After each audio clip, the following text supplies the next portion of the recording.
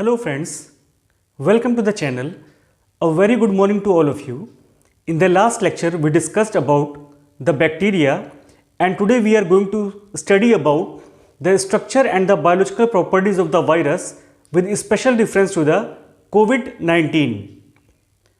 So since nowadays we are going through the pandemic of COVID-19, it becomes very necessary to understand what actually a virus is, how it transmits from one host to another, and how does it causes a disease in humans or other animals.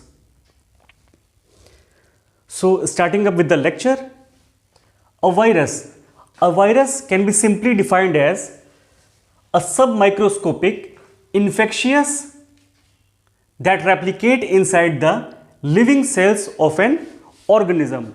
Therefore, it means that a virus is a submicroscopic organism. Submicroscopic means it is too small that it cannot be seen through an ordinary microscope. Therefore, we usually make the use of electron microscopes to see a virus. These are infectious agents, means they have the capability to cause a disease in its host. They replicate inside the living cells of an organism. Now this is a very interesting characteristic of a virus, that it replicates only inside the living cells of an organism. Okay, this means that a virus is an intermediate between the living and the non-living. When it remains outside the host cell, it behaves as a dead organism, and when it enters the host cell, it appears as living. So for its replication, it requires living cells. Now we can also define it as a nucleoprotein. We can say that a virus is a nucleoprotein. So why do we see this? Why do we say that? Because if we look into the structure of the virus, generally there is a nucleic acid core which is surrounded by a protein coat. That is why we can say that a virus is a nucleoprotein. So if we look into the structure of the virus, this outermost layer, this is known as envelope, and on the basis of this envelope, the viruses has been classified as enveloped viruses and non-enveloped viruses. The examples of enveloped viruses are like the herpes virus and the pox virus. These are generally the DNA viruses. The coronavirus and rhabdovirus, these are RNA viruses.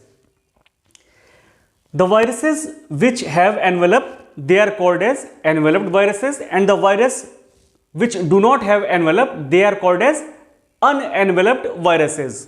Now the examples of unenveloped or non-enveloped viruses are adenovirus and parvovirus, these are DNA virus, and reovirus and herpesviridae, which are a kind of RNA virus.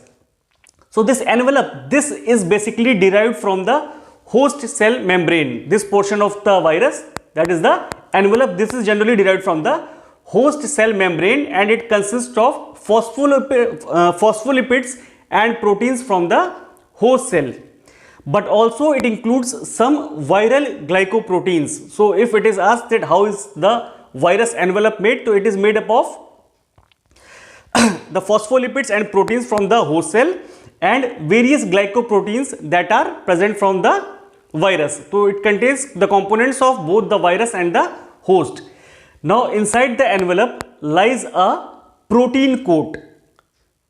This is a protein coat, and this is called as capsid. This protein coat of virus is called as capsid. The individual portions of this capsid, which forms the complete protein coat, these individual units are known as capsomeres. So this is the difference between the capsid and the capsomere. That the complete protein coat is called as capsid, and the individual units of these proteins, these are called as capsomeres. Now inside the capsid lies the most important component of the virus, that is the nucleic acid core. This nucleic acid core, it contains it encodes the genetic information that is unique for each virus. That means it contains the genetic material of the virus. This genetic material can be either DNA or it can be either RNA. So if we look into the complete structure of the virus, it consists of an envelope, if it is an enveloped virus, or if the envelope is if the envelope is not present, then in that case it is a non-enveloped virus, and inside the envelope lies the capsid, that is the protein code, and inside the capsid is the presence of the nucleic acid core, which consists of either DNA or the RNA, which is the genetic material of the virus. The envelope of the virus, it also helps the virus to avoid the host immune system, and it also protects the genetic material of the virus in its life cycle while transferring from one host to the other. Now let us talk about COVID-19. The term COVID-19 implies to the coronavirus disease that was reported in the year 2019. So here 19 signifies to the year 2019. Now COVID-19 is a contagious disease that is caused by SARS-CoV-2.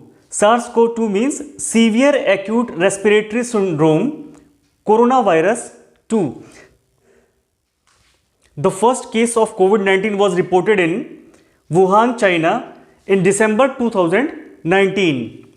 The SARS-CoV-2 is a positive sense single standard RNA virus that is contagious in humans, means it has the capability to cause infection and disease in the humans.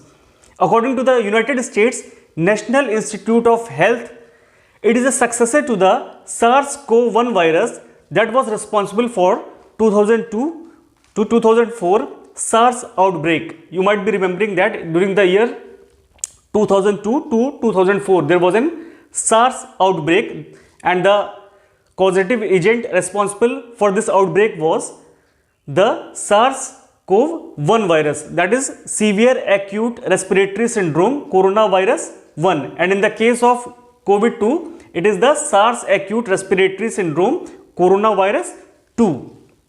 Now the virus is of zoonotic origin, that is it is believed that it is found in the animals, and from the animals it was transmitted to humans, and it has a close similarity to the bat coronavirus. So the bats are the most suspected mammals which are believed to be responsible for the transmission of this disease. If we look into the structure of the coronavirus particle, it is an enveloped virus. I told you about what are enveloped and non-enveloped virus. This means that it has a layer of envelope around it. The SARS-CoV-2 viron is about 60 to 140 nanometer in diameter, and it has 4 structural proteins. This virus has 4 structural proteins. These are the S protein, the E protein, the M protein, and the N protein. Here you can see the S protein, it forms the spikes.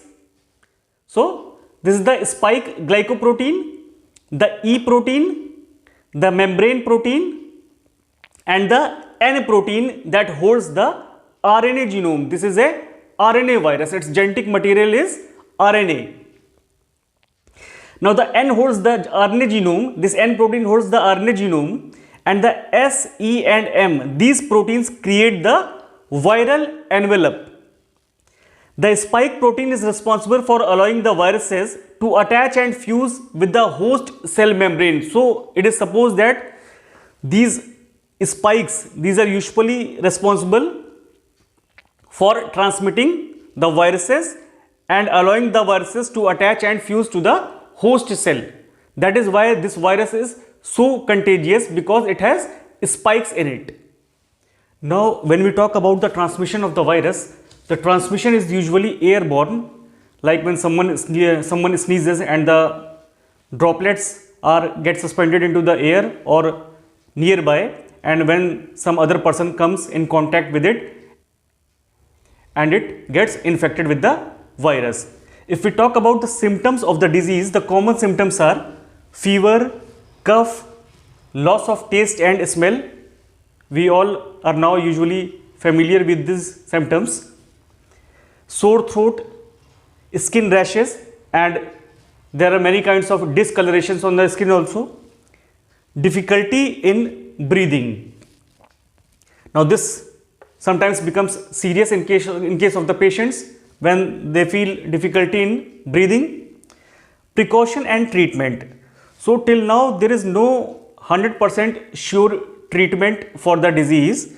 So usually it is advised to take proper precautions, because precaution is better than cure. So what precautions we usually take?